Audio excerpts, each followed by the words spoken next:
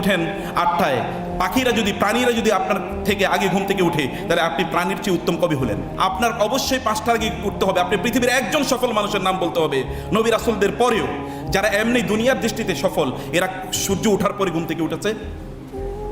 আপনি সূর্য ওঠার আগে ঘুম থেকে উঠতে পারলেন, আপনি দুনিয়া কিভাবে দখল করবেন, দুনিয়া কিভাবে বিজয় করবেন? আপনার time management is very important. আপনাকে স্কিল ডেভেলপ করা দরকার, হ্যাবিট ডেভেলপ করা দরকার, চরিত্র। এটা মাই রুটিন। আমি বাংলাদেশের কয়েকজন বিখ্যাত মানুষের নাম বলতে পারি, তারা এত সফল। যেমন মেডিকেল কলেজের ডক্টর শাহ আব্দুল হান্নানের নাম কে না জেনেছে? শাহ আব্দুল হান্নান যখন মারা যায় তখনও তিনি প্রচণ্ড শক্তিশালী। এবং শাহ আব্দুল হান্নান বাংলাদেশের যদি মেডিকেল আমরা যদি ইবনে সিনা বা অন্যান্য ইয়েরগুলো কথাবার্তা বলি, অথবা যদি এই যে ব্যাংকিং সেক্টর, ইসলামী ব্যাংক ট্যাংক ইত্যাদি, বাংলাদেশ সরকারের যে ভ্যাট ট্যাক্স ইত্যাদির জনক যিনি, আমি ওনাকে কোনোদিন দেখি নাই যে এই সময়ের পরে তিনি ওই কাজ করেছেন। তিনি যদি খেতে হয় 1টার মধ্যে খাবেন, 1টাই খাবেন, এটা 1.5টা কোনোদিন হয় না, আমি দেখিনি কখনো। এই মানুষরা এমনি সফল হয় না। আপনাকে প্রচণ্ড নিজকে কন্ট্রোল করেন, নিজকে তত্ত্বাবধানের মধ্যে নিয়ে আসেন। এবং এটা যদি আমরা করতে পারি, তাইলেই কেবলমাত্র আমরা এই জমিনে আমরা নিজে সুস্থ না থাকলে আপনি কীভাবে করবো? নিজে বড় না হলে অন্যদেরকে কীভাবে বড় করবো? এবং প্রচুর পরিমাণ টাকার মালিক হতে হবে। ইহুদি খ্রিস্টানদের কাছে প্রচুর টাকা, এই কারণে আমরা ওদের কাছে ভিক্ষা করি। আপনি প্রচুর টাকার মালিক হন, ওরা আপনার কাছে ভিক্ষা করুক। এবং টাকার মালিক হওয়ার জন্য হালাল পথে কাজ করেন, দিনরাত পরিশ্রম করেন, কেবল নিজের জন্য না, সমাজের জন্য, রাষ্ট্রের জন্য, মানবতার জন্য, মুসলমানদের জন্য। গাজায় মানুষ না খেয়ে মারা যাচ্ছে, আমরা দিতে পারি না। কারণ আপনি বলেন, হ্যাঁ আমার যদি আর থাকতো। আপনার থাকা উচিত, কেন আপনার থাকবে না? অবশ্যই থাকা উচিত। মুসলমানরা সারা পৃথিবীর সম্পদের মালিক, এটা আল্লাহ তাআলা বলেছেন, ওয়ালাকাদ কাতাবনা ফিজ জাবুরি মিন বাদি যিকর আন্নাল আরদা ইয়ারিসুহা ইবাদিয়াস সালিহুন। আমি লিখে দিয়েছি এই জমিনের মালিক হবে সালেহ, নেককার, যোগ্য বান্দা। অতএব যোগ্যতা অর্জন করেন, আপনার প্রফেশনাল যোগ্যতা অর্জন করেন। আপনাদের পূর্বপুরুষরা গত 200 বছর না হলে মুসলমানদের পিছিয়ে আছে। তারা আগে দেখেন মেডিকেল সায়েন্সের আবিষ্কর্তা কারা। এমনকি রেসিডেন্সিয়াল মেডিকেল কলেজ হবে, সেখানে হসপিটাল ম্যানেজমেন্ট থাকবে, আলাদা আলাদা ওয়ার্ড থাকবে। এমনকি এখন এমন ধরনের কিছু সোয়াচে রোগের কথা তখন মানুষ জানতো, মুসলমানরা এসে বলছে এগুলো সোয়াচে না। টিকা আবিষ্কার করেছে মুসলমানরা। এমন অসংখ্য রোগ যেগুলো মানুষ চিন্তাও করতে পারত না, যেগুলোর কথা কুষ্ঠরোগীদেরকে জীবন্ত হত্যা করা হতো, সেই রকম একটা জায়গায় এসে বলো না এটা কোনো ছোঁয়াচে রোগ না।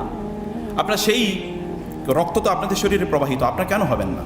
কেন আপনারা থাকার পরেও আপনারা এত মুসলিম যুবক এবং যুবতীরা মেডিকেল কলেজে পড়েন, আপনার মেডিকেল সায়েন্টিস্ট হবেন অথবা আপনার মেডিকেল প্র্যাকটিশনার হবেন, কেন আমাদেরকে অন্য জায়গায় যেতে হবে? খ্রিস্টান, ইহুদি, হিন্দু, বৌদ্ধদের কাছে কেন আমাদেরকে চিকিৎসায় যেতে হবে?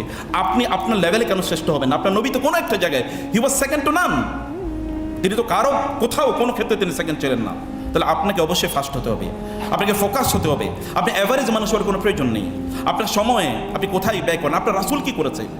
যে আপনাকে স্ট্রাগল করতে হবে। আপনার সময় কেবলমাত্র আপনি বলবেন আমার সময় নাই, আপনার সময় কেবল স্ক্রিনে চলে যায়। আপনি প্রোডাক্টিভিটি অ্যাপ ব্যবহার করে দেখেন কতটুকু সময় আপনার স্ক্রিনে যায়। আপনি ইনভেস্ট করেন আপনার নিজের পেছনে, আপনার রাসূলের দিকে তাকান। ছোটবেলায় তিনি কি তার নিজের পেছনে ইনভেস্ট করেছেন? তিনি কোনোদিন গান শোনেন নাই, তিনি কোনোদিন মূর্তি পূজা করেন নাই। তার পার্সোনালিটি এরকম ছিল যে তার দাদা, ইনি তাকে তার পাশে বসাতেন। তার দাদা কিন্তু সম্রাটের মতো মক্কার, এবং তার আলাদা বসার আসন ছিল, যেমন রাজা বা সম্রাটদের থাকে। তার পাশে তিনি মুহাম্মদকে বসাতেন। তার বয়স তখন 8 এবং 9, এবং তিনি বলতেন আমি আমার এই নাতির মধ্যে দেখেছি একটা পার্সোনালিটি, এবং সে ভবিষ্যতে অনেক বড় কিছু হবে। আপনার পার্সোনালিটি অবশ্যই থাকতে হবে।